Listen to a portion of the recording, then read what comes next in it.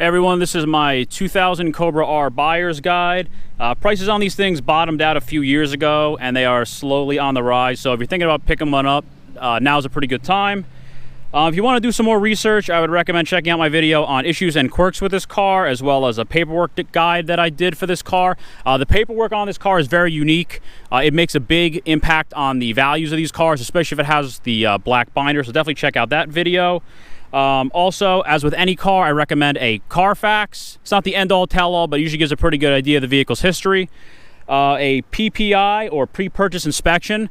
This car has a steel body on it, like most cars, so you can check this car with a paint depth gauge. I checked this one, and because most of the body panels on this car are machine painted, the paint depth should be very symmetrical side to side. So that's how you can usually tell if the paint is good and original on these things, on the steel panels on this car.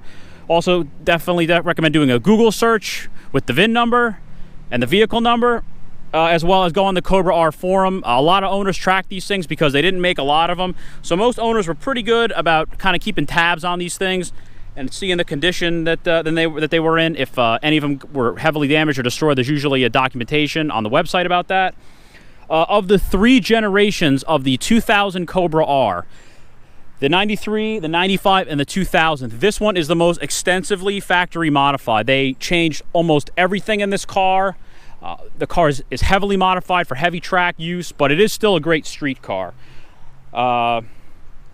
They made 300 of these things. They all came in red. They had no options, so other than the VIN number being different, every single car is identical.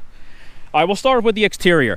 This car has the same exterior as, for the most part, as all 99 to 04 Cobras. It's the standard body. Obviously, there's some very apparent appendages on this car, but the overall body is new edge generation Ford Mustang. So it kind of makes this car blend into the crowd a little bit if people really don't know exactly what it is. Obviously, I don't have my front splitter on. I'm kind of cautious about driving that thing on the street. Those things were really delicate and they weren't really made very well. Definitely, if you're going to look at a 2000 Cobra R, you have to inspect the splitter for damage on the bottom side of the splitter. They sat really low.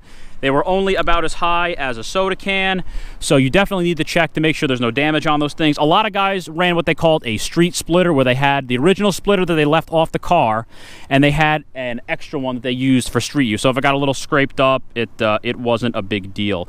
You also have what was known as the Power Dome hood that was unique and only used on this car. Ford made aftermarket ones of them. You'll see kind of some Mustangs had them put on custom, but this is the only Mustang that had this on. Originally, it is a non-functional hood. The only function it had was to help clear the intake manifold. There's no venting on this hood or anything. When I open it, I will go over how to identify a factory correct Cobra R hood. All right, moving on to the wheels and tires. This is the stock wheel. It's not stock tire.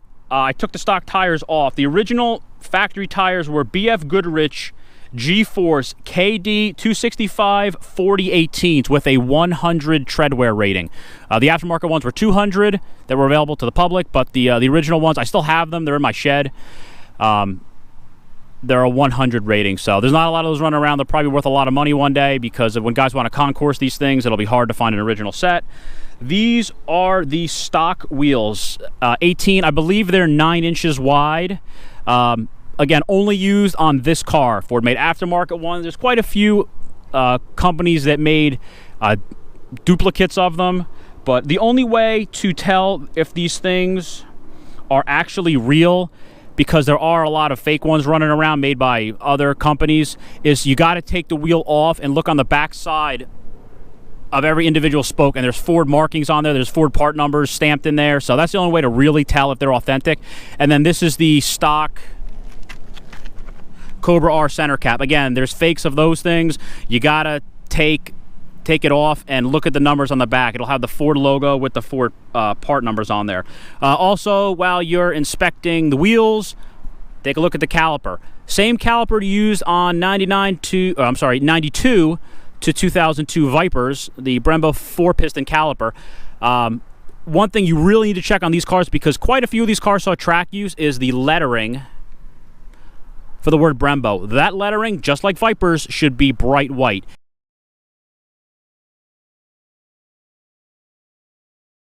If that lettering has changed to a yellow color, that is indicative that the car has been raced. Heavy heat saturation will turn the lettering yellow on these things. So again, definitely check the calipers. A lot of these things saw track use, and you just want to make sure that the car is being represented as such. If you're looking for a race car, that's great. But just so you know what you're getting into. Also, this car came with brake ducts from the factory. I don't have mine on.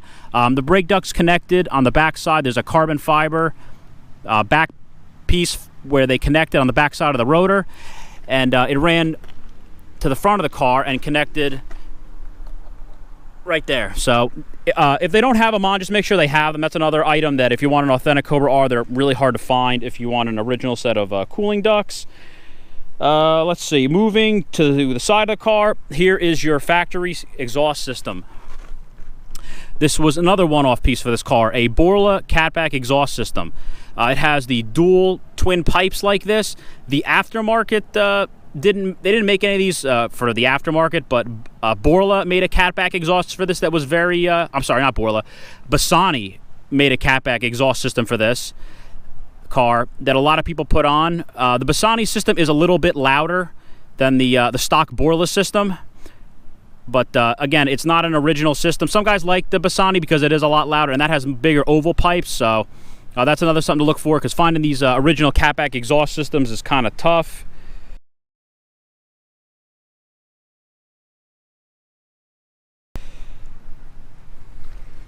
The rear brakes, they're standard Cobra for the era rear brakes, single piston with the integrated parking brake in them. They're 11.63 rotors, I believe.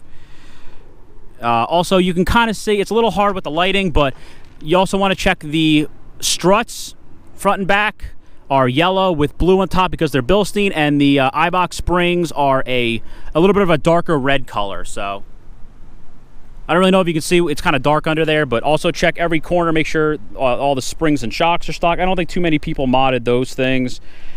Moving on to the back of the car, this is the wing. Again, there's aftermarket ones of these too. You got to make sure it has an original one on it if that's important to you. The wing it's all one piece, one molded piece. It is just plastic. There's no metal in here. The only thing that was added on were these, bolted on, were these side pieces. So they're all one piece with the exception of those, the side edges were bolted on. You need to be super careful with these wings. I saw one owner, they had from here to here was ripped off because he said someone was running by the car and an article of clothing of theirs caught this edge and ripped it off. So they lost this much of the wing. And again, if you want an authentic Cobra R with an authentic wing because they made aftermarket ones, good luck finding an original one. Just be real careful around the edges. Make sure that you know, you don't catch it. You make sure people kind of keep their distance when they're going by the car if you can.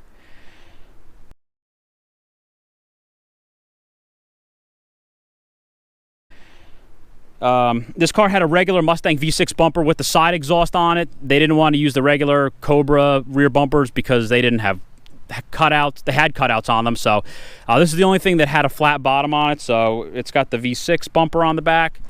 Down low, inspect for the original fuel cell. They will start to leak over time, so a lot of guys replace them. Some guys put just a regular Mustang tank on it, but these things are pretty expensive. They're like over $2,000 to replace them. But it's pretty easy to identify. It's basically shaped like a square on the bottom. It's pretty unique. It doesn't look like any other style gas tank on it. Also, another thing worth noting, these tail lights. These tail lights were used, the same tail lights used on 99 and 01 Cobras, and they used them stock on this car with these the amber turn signals on the end. Make sure that these tail lights are in good shape. Even though they made quite a few of them, they are ridiculously expensive. A good used set is probably about $500 now, and an NOS set, if you can even find them, I usually see people asking upwards of $1,500 for an NOS set because they only ran these taillights for 3 years on the Cobras, and they are getting super pricey. So just make sure that the taillights are in good shape, because if you got to replace them, it's going to cost you a lot if you can even find them. So we'll move inside the car and go over the interior. Actually, no, we'll go over the engine first. Before I go inside the car, I'll pop the hood and we'll check the engine out. Nothing special about popping the hood on this car.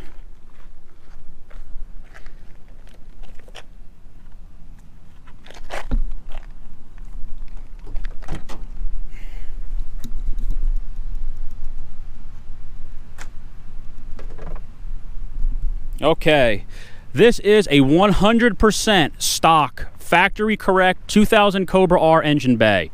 No modifications in this engine bay in any way, shape, or form. The engine is really shoehorned in this car. The original owner I purchased this car from actually worked for Ford, and he walked down the assembly line with this car as he was being built, and he watched everything. He said when they were first making these things, the first few, they actually damaged the rear firewall because the engine's so big they had a hard time getting them in, so they were kind of banging the firewalls up. But this car was made late enough, they kind of figured out how to do it by then. It's got custom motor mounts on it to sit lower. They had to move the that brake booster. If you notice on other Cobras, it kind of sits more to the like kind of 9-10 o'clock position. They had to put it almost vertical in here to get it in. I mean, there's not a ton of room. They flat out didn't know if the engine was going to fit when they designed this car because it sits so much higher with the 5.4 block. The majority of the parts used on this engine were never used again. This is a true one-off specialty engine. The only real main engine part on this car that went onto other Ford cars were the cylinder heads they use on the 0506 Ford GT. Used these cylinder heads, but everything else, the internals, this incredible intake, was only used on this car. So there were some aftermarket ones running around, but they are pretty rare overall, most of the parts on this car. Most of these cars were stock. A few were modded. I saw, there's one I know running around with a Vortex superchargers, a couple with custom turbo setups. But most of them overall remained in pretty stock condition. A couple of people did custom intake tubes on them. Some guys I saw cut this box off and they just put a little plug there. Some guys did custom 90 millimeter throttle mass airflow sensors instead of the stock 80 millimeter. The air filter's inside the fender. It's a factory K&N one. Some guys also did custom exhaust headers. It's hard to see because it's so crammed in. But there's a small custom shorty header that was made especially for this car. So these are also the stock caster camber plates. A lot of guys customized and upgraded those to adjustable ones, but those are the stock ones. Car also had a very, very big radiator on it. One interesting characteristic about this car is because the radiator is so big on this car, it takes quite a while to get up to operating temperature. If you're just kind of driving along at normal speed, it usually takes over 5 minutes for this car to get up to full operating temperature on a hot day like this. It's like probably 80, 85 degrees right now, and I got to drive this car quite a bit before it gets to full temperature because the cooling system is so oversized in this car and designed for heavy track use. It doesn't have a traditional overflow on the top like a lot of the Mustangs had. It just has this degas bottle, and inside the fender, if you look up, I don't know if you can see it, there's an overflow bottle inside the fender, kind of hidden in there, so it doesn't have that traditional overflow tank on the top part here where all the other Mustangs had it because the radiator was so big. All right, let's go over identifying an OEM factory correct hood. Easiest way to tell, this strut bar here. It has it on this side, but if you notice, it was basically cut off of the other side. So this, I'll walk back. This is how you identify a factory correct one. I mean, it has also, you can see it's got the sticker notifications on here, all the Ford stickers, the vacuum routing, servicing, the cooling system. That's the easiest way to tell. There are a ton of these things running around with custom hoods on them, because a lot of guys just got fed up with dealing with the bubbles on the hood, and they put either a Ford Racing one on there or one of the ones from, say, Cervini or one of the other aftermarket companies. But that's the easiest way to tell. You have the bar on this side and nothing on this side. All the other ones they kind of had nothing under here. They didn't have the support bar. This wasn't the best hood. It was a little bit heavy, and a lot of them had to get repainted because of the bubbles. But again, if you are like me and you want proper factory correct, this is what you want to look for.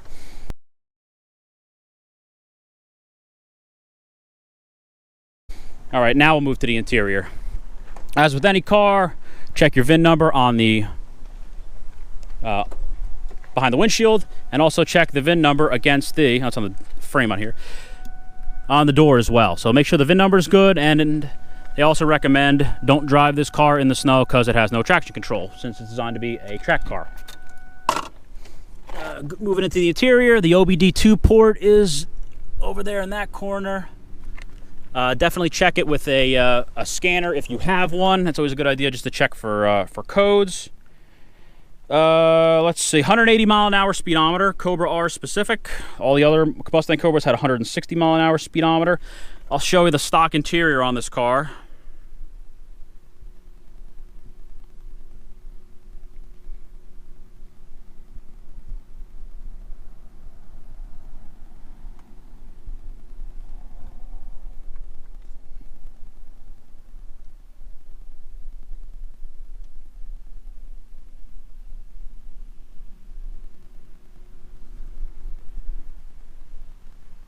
All right, this is a 100% factory correct stock interior on this car.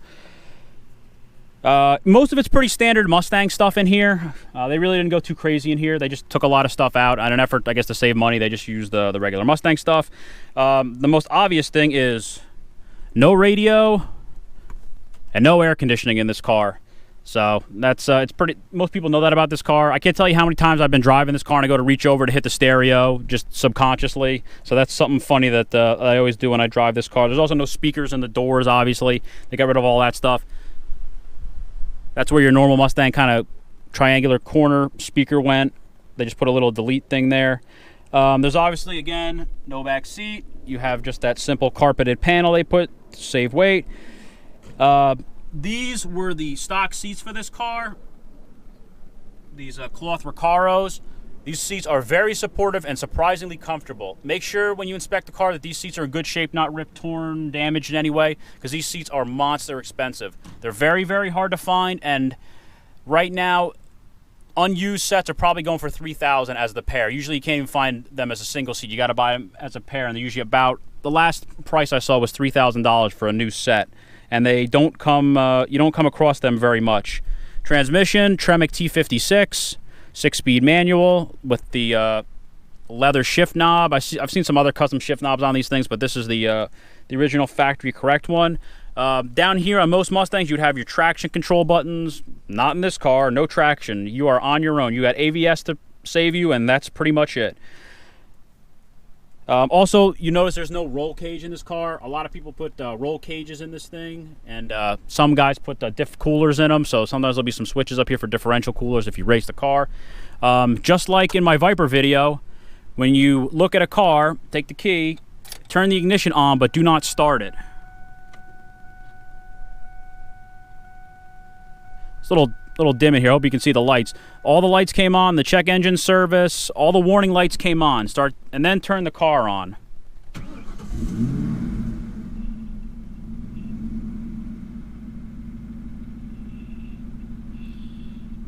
They all came on, back on again, all the warning lights, but again, they all went off. So that's how you know the system's working and the lights are working. And again, just inspect all your gauges. If the fuel gauge isn't 100% correct, that's not really that abnormal. The calibration on these things wasn't great, but you know, just check all your gauges when you're out for a test drive. Everything should be obviously normal. So that's pretty much the interior of this car in a nutshell. I mean, there's really not a ton going on in here. So, I mean, you drive this car most of the time with the windows down, so it sounds pretty good, but it's not obnoxiously loud. Now we'll take a look in the trunk. Also, there's a sticker in the glove box. It just gives like tire pressures, and it goes over just some minor operating things.